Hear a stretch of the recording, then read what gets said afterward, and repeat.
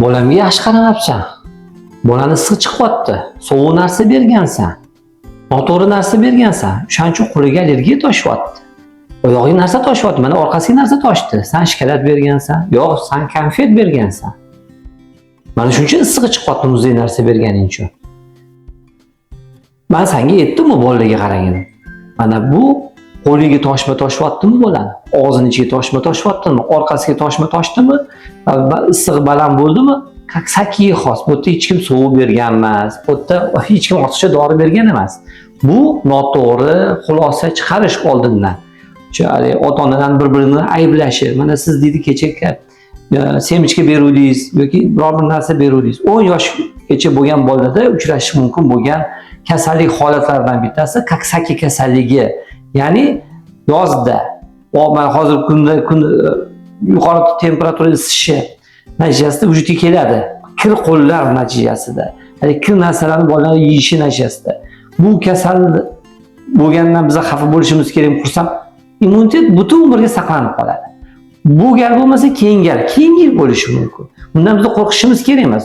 Davolanish tartibi qanaqa? Kechish jarayonichi 3 kundan 5 kungacha tana harorati yuqori darajada kuzatilishi mumkin. Simptomatik davo amalga oshiriladi.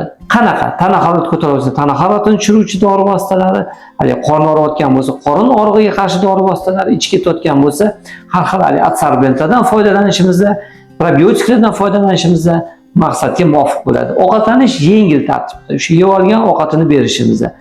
Kapelnitsa qilish har doim ham kerak emas. O'sha bolani kechayotgan jarayondan kelib chiqqan holatda kasalga davo tartibi amalga oshiriladi.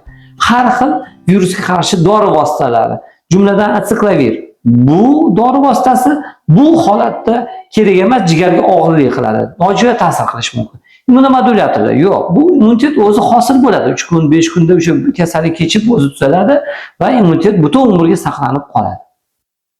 Faqatgina biz shifokor bilan maslahatlashib bu holatda biz istisno qilib qo'yishimiz kerak. Bu qizaruvmi yoki o'sha suv chechimi yoki kaksakimi shuni aniqlab olishimiz kerak. O'sha birinchi kunlarda shifokorga olib chiqib biz o'zimiz uchun aniqlab olishimiz kerak.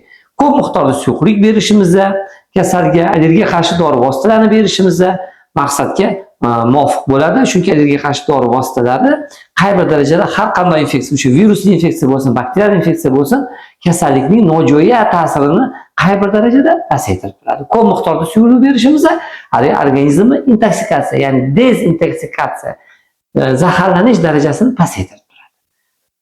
Sog' bo'linglar, salomat bo'linglar.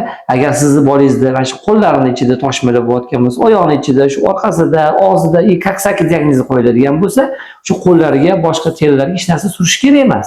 O'z holicha yo'qolib ketadi. Bundan qo'rqish kerak emas.